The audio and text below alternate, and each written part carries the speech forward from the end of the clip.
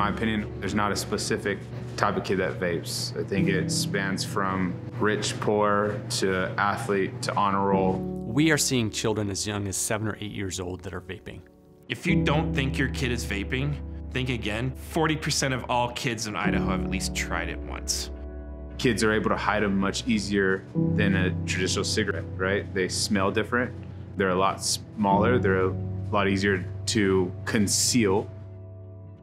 Some of the ways I've hidden vapes at school are making secret pockets in my backpack. Keep it in my pocket and put my phone over it so that it just looks like I have my phone. In the toilet paper dispenser. In my bra. In my sleeves, or my socks, or in my belt line, so if they search me with the metal detector, it beeps over my belt.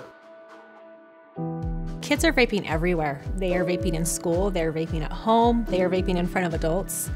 You know, vapes are designed to look like office products. They look like Sharpies, they look like pens, they look like flash drives. The thing with the pod devices and disposables is they're like super easy to hide. There's drawstrings, watches, pens, keychains, lipstick. And because of the way they're designed, they can literally be used anywhere without being detected. Some places I would hide it in my skateboard, just put it right there. Blanket, I'd stuff it in here, inside my guitar. Put it under my mattress or under my carpet, under this one, or under the flat sheet. But I'd usually keep it under my pillow mostly because that's the easiest place I can go. When I wake up, I usually take a hit. Middle of the night, I usually take a hit as well.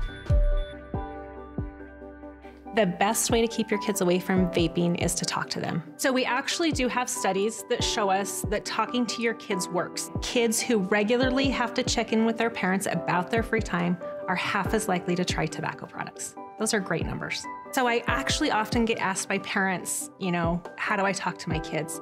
You remain calm, you know, you don't be alarmed about it, and you look for opportunities to talk with them. Ask a simple question like, I hear that a lot of kids are vaping at school. Is that something that you're seeing?